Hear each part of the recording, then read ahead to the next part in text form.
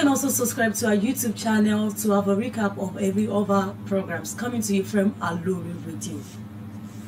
And then from the stable of the Punch newspaper, I have the striking headline on the travel ban. Nigeria, UK may clash. Federal government alleges action discriminatory. From the Punch newspaper, it also have a couple of writers that says Britain's decision based on discrimination, not scientific but prejudice, claims the federal government of Nigeria.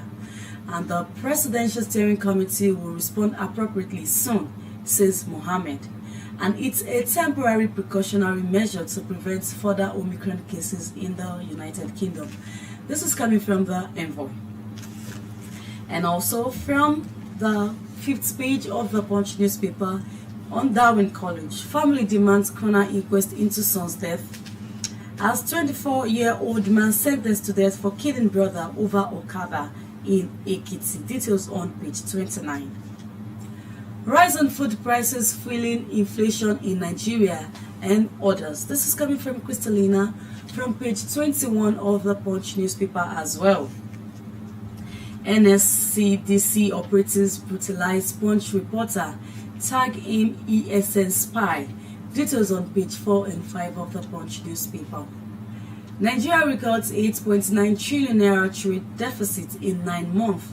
Experts blames insecurity. Details on page 22.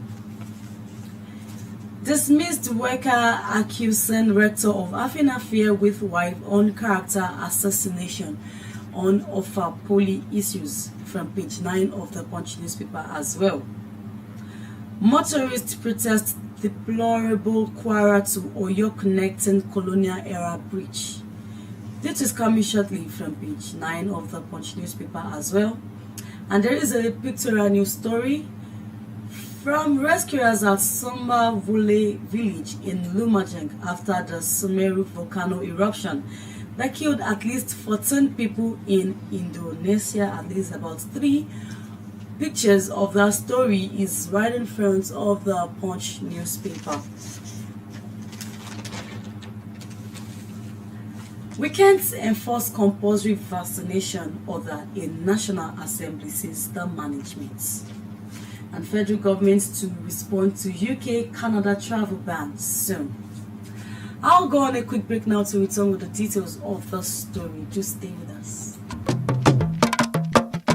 Ọgbà tí àṣejìná lóde ìrànjẹ́ làwọn aláṣẹ ìjókòtì tí wọ́n fẹ́ máa jẹ ọba ni wọ́n ṣe gàyà díẹ̀ ná ìlú ló láṣẹ ẹjẹ́ ìlú ó jẹun náà ìdí nìyí tó fi jẹ́ pé ẹ̀tọ́ ìlú là ń fowó ìlú ṣe nípìnlẹ̀ Ọ̀yọ́ ẹ̀rí bí ní ètò ẹ̀kọ́ wa ṣe ń jògèrè LAUTECH ti di tìpínlẹ̀ Ọ̀yọ́ ilé ìwòsàn alábọ́dé bíi 40 ló ti wẹ̀wọ̀ ọ̀tún pẹ̀lú àwọn òṣìṣẹ́ tòun tòògùn àti irinṣẹ́ tó pójú owó iṣẹ́ sì ti fẹ́ẹ̀ parí pẹ̀lú lórí 100 míì jákèjádò ìpínlẹ̀ Ọ̀yọ́ ààbò tó dájú ohun amáyédẹrùn ní ìṣokùnfà ìdásílẹ̀ iléeṣẹ́ ńláńlá láwùjọ òun náà nípínlẹ̀ Ọ̀yọ́ fi wà nípò kẹta nínú àwọn ìpínlẹ̀ tí ń pawó wọlé jùlọ lábẹ́lé nílẹ̀ wa ọ̀pọ̀ ọ̀dọ́ ló ti láǹfààní ẹ̀kọ́ṣẹ́ iṣẹ́ àgbẹ̀ lọ́nà ti gbàlódé táṣeyọrí yìí ó sì jẹ́ kó ń jẹ́ sùn wá bọ̀ láìpẹ́ nípínlẹ̀ Ọ̀yọ́ àwọn òṣìṣẹ́ àtòṣìṣẹ́ fẹ̀yìntì ń gbowó wọn lásìkò pápá àṣírí Adámàsìngbà àtàwọn inú ojú pópó tí ń sòrú dọ̀sán ńkọ́ àwọn ìlú ti sọ pásì ìwádùn níṣèjọba yìí fi ń mọrírì gbogbo àwọn aláṣẹ gómìnà Ṣèyí Mákindé ló ń sọ fún wa pé pẹ̀lú ìṣọ̀kan wa oòrùn tó kù lókè yìí ó táṣọ ọgbẹ. iléeṣẹ́ ètò ìròyìn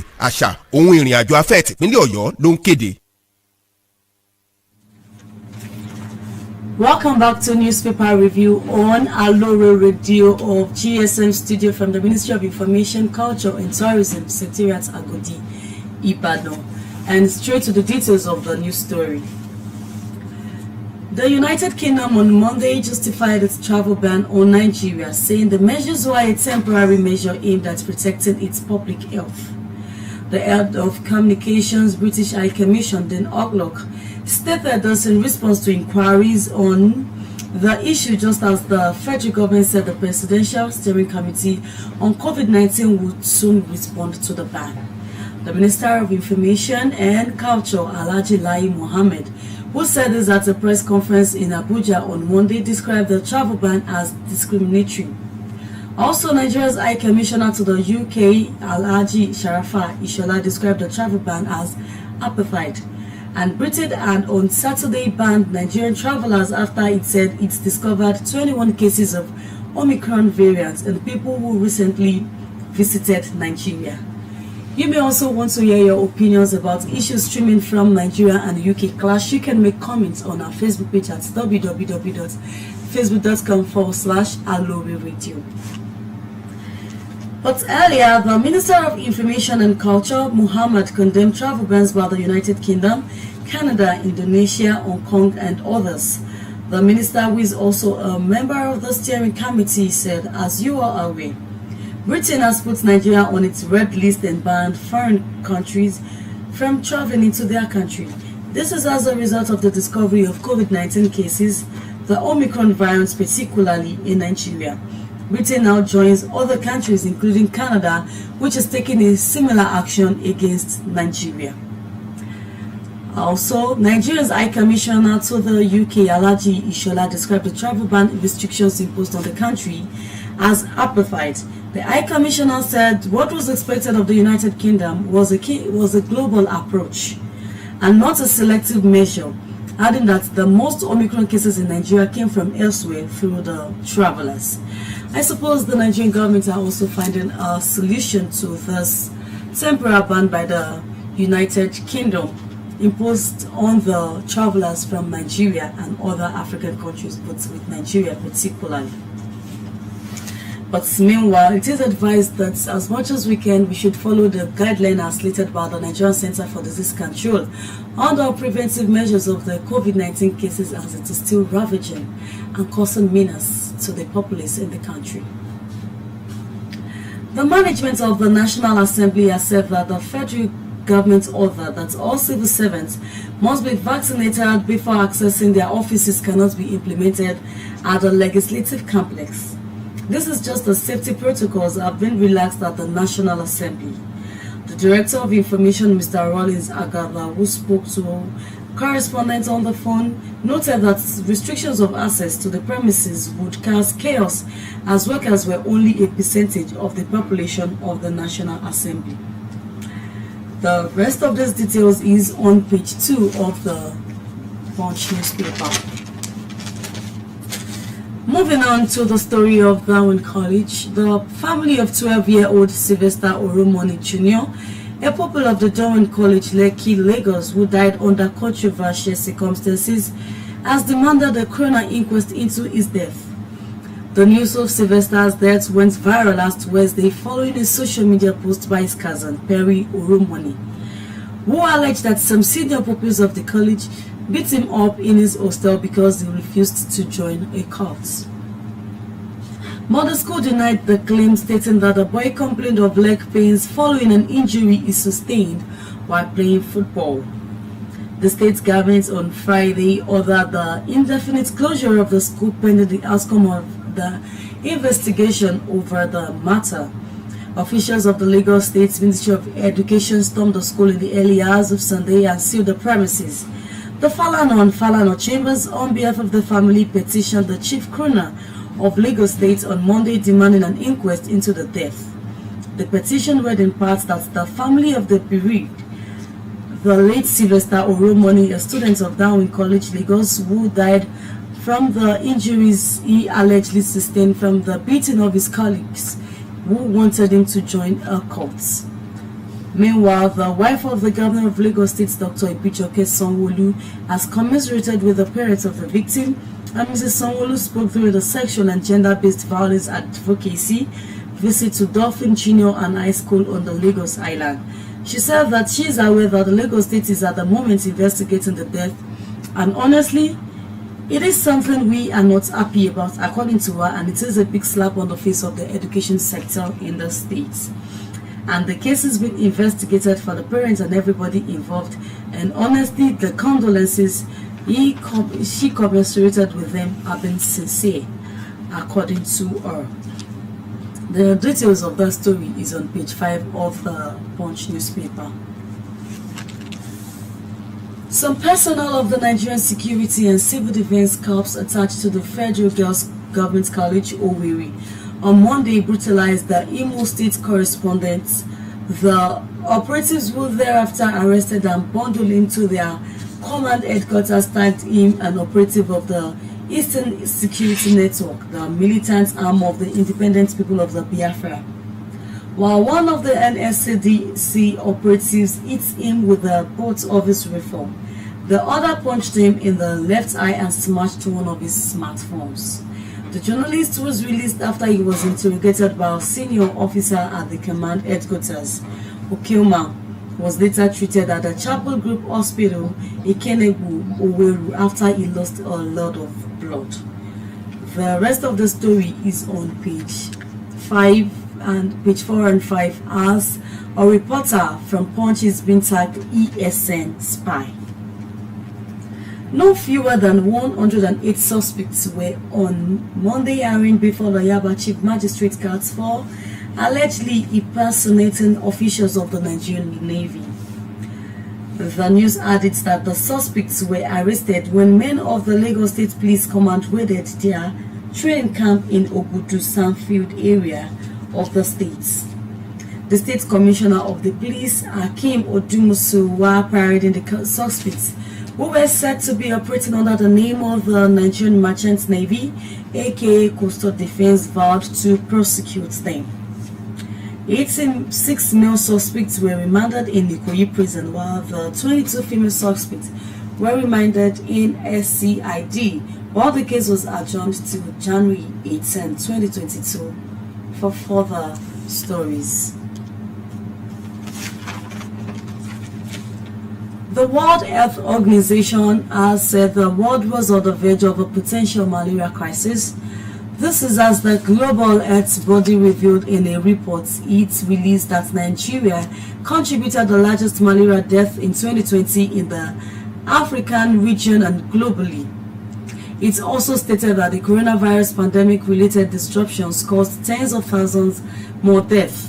The United Nations Health Agency found out that COVID-19 had reversed progress against the mosquito-borne disease, which was already reaching its plateau before the pandemic struck. The World Health Organization said there were an estimated 241 million cases worldwide in 2020 and 14 million more than a year earlier, and the once rapidly falling death toll swelled to 627,000 last year, jumping from 69,000 from 2019. Approximately two-thirds of those additional deaths were linked to disruptions in the provision of malaria prevention, diagnosis and treatment during the pandemic, and the members of the public are therefore advised to take heed to treating malaria accordingly, as stated by the World Health Organization, to prevent further fatality cases in the country and in the world at large. The management of the Federal Polytechnic of Kwara State said it has dismissed the lecturer Aderemi Bankole, who alleged that the rector Dr. Lateef Olatunji was having an illicit affair with his wife. Bankole, in a suit filed against his wife at an Osun State High Court sitting in Ede, had alleged that the rector had an affair with his wife, but the Federal Polytechnic Management, in a statement by Olayinka Iroye, the Director of Information, Public Relations and Protocol, said Bankole, who was a dismissed worker of the Polytechnic, used the allegation against the wife in the divorce suit to blackmail the rector of the institution. The rest of the story is on page 9 of the Punch newspaper. The Caretaker and Extraordinary National Convention Planning Committee of the All Progressive Congress has said it was yet to be served a certified true copy of the court's judgment recognizing the Senator Ibrahim Shekarau-led faction of the party in Kano State. National Security of the APC Senator John Akpano-Dohede said those who are responding to questions about the crisis in the Kano State chapter of the party in Abuja. He said that they are responsible leaders of the party and they would like to comment on a judgment that they haven't seen. And all he can now say is that they are going to apply for a certified true copy of the judgment that they haven't seen and they need to study the judgment.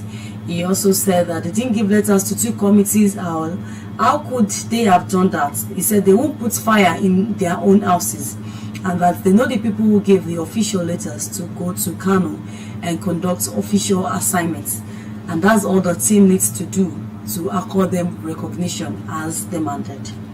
The rest of that story is on page 12 of the Punch newspaper. And also, the presidential ambition of the former Senate President Pius Ayim received a boost on Monday. This was sequel to the decision of the Ebonyi State chapter of the People's Democratic Party and a coalition of northern groups to throw their weight behind him. Members of the Ebonyi State chapter of the People's Democratic Party vowed to swim and sink with him in his decision to run for the 2023 presidential election. Ayim is one Nigeria who is eminently qualified on his own, according to Kore, and irrespective of his state of origin, to steer the current rudderless ship of the Nigeria into a successful anchor. The resolution of the working committee of the party to stand with Ayim is not just because he's from Ebonyi, just because his pedigree is unassailable and his past is an elegant testimony of what his future holds for Nigeria.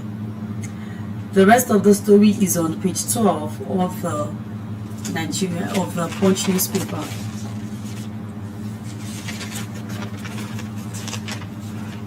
From the business corner, power supply was grounded on Monday in Abuja, Nasarawa, Kogi, and Edo, Niger, and Kaduna states, following the strike embarked upon by workers of the Abuja Electricity Distribution Company.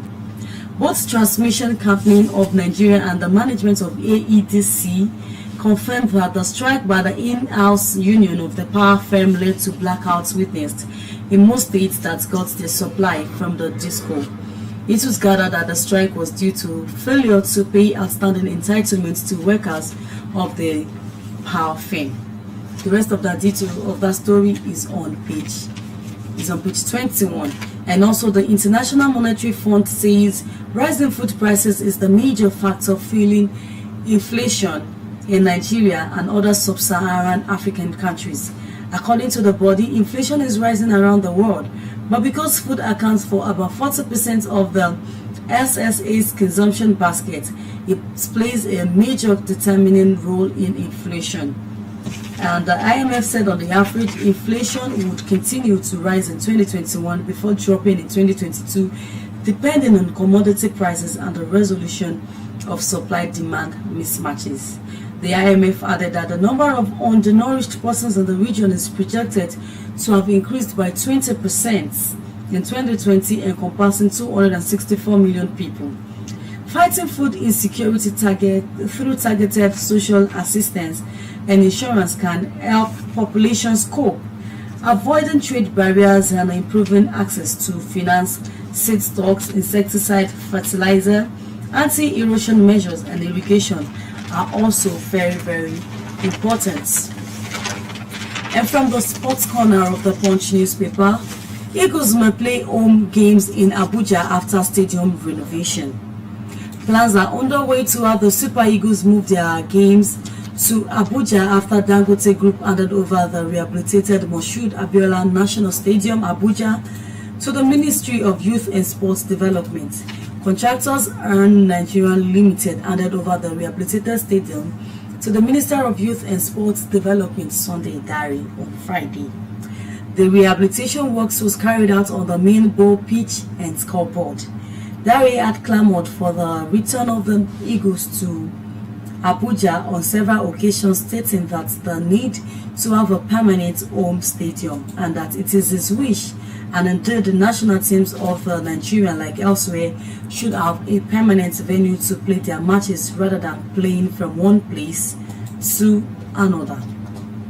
And with that, we draw the curtain on the program Newspaper Review. Join our colleagues tomorrow for another edition on the Newspaper Review with newscasters streaming from both English and Yoruba for Latino Iwiro from 9 o'clock tomorrow. Thank you very much for joining, and don't forget to stay tuned for other programs coming up from the stable of Alori Radio. We're transmitting live at the GSM studio from the Ministry of Information, Culture and Tourism Secretariat, Agodi, Ibadan. And don't forget to download our mobile application available on Google Play Store at Alori Radio app, while you can also visit our website at www.aloriradio.com for more information. I am Taiwo Olanio. Thank you very much for joining. ọba tí a ṣe jìnnà lóde làwọn aláṣẹ